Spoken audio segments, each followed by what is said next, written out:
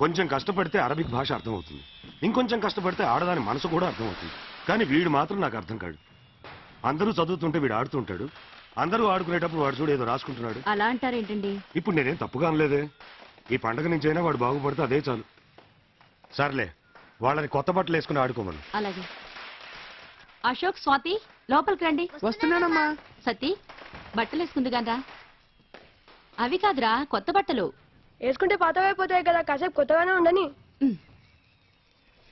నా కంటికి వెలుగై నిత్యం కలకలలాడాలి.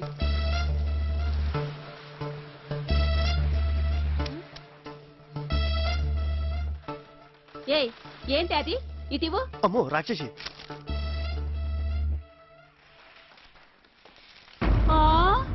ఒరేయ్ సచ్చినోడా, నువ్వెంత, నీ వయసు ఎంత? అప్పుడే ఇలాంటి వేషాలు? ఏమైంది?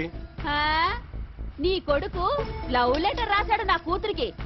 అసలు మిమ్మల్ని అనాలండి, ఎంత గొప్పగా పెంచారో కొడుకుని. నడవే నడు. లవ్ లెటర్ రాస్తావరా? నేను రాయలేదు నాన్న. నేను చూశాను నువ్వు రాయటం. పెన్ను పేపర్ పట్టుకున్న ప్రతి వాళ్ళు లవ్ లెటర్ రాస్తారా? నేను రాయలేదు నాన్న. అబద్ధం ఆడతావరా? నేను అబద్ధం ఆడట్లే నాన్న. వాళ్ళు ఎవరో చెప్పి నమ్ముతారు, నన్ను ఎప్పుడు నమ్మరు. అందరినీ అబద్ధం చెప్తే కొడతారు, నేను నిజం చెప్తే కొడుతున్నారు. అన్నయ్య, నాన్న ఎందుకు కొట్టారు? నిజం చెప్పినందుకు. ఇదిగో నీకు ఇస్తాను గిఫ్ట్. హ్యాపీ దివాళీ. వీడికి ఇంగ్లీష్ లో వచ్చిన మార్కులు 3. చిచ్చి, ఇట్లా అయితే వాడు ఇంజనీర్ కాదు, ఏదైనా ఇంజిన్ లో గ్రీస్ ఆయిల్ పోసుకుని బతకాల్సిందే. సిగ్గు లేకపోతే సరి, పెద్దవాడిని చూసింది. వెళ్ళు. ఈ 3 మార్కులు తెచ్చుకోవడానికి ఎంత కష్టపడి చదివాడో. పాపం బాగా ఆకలేస్తుంటుంది. వెళ్ళు.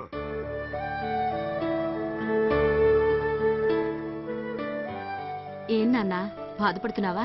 దేనికి? ఫెయిల్ అయ్యావుగా. నా ముందే తెలుసుగా. అదేమిట్రా? రాసింది నేనేగా. ఆ ఒక్క ఇంగ్లీషు. మాటి మాటికి ఇంగ్లీష్ అంటారేంటి? తెలుగులో 90, మ్యాథ్స్ లో 80, సోషల్ 75. ఇవన్నీ చూడరా. ఇంగ్లీష్ అంటే రాపాడదు.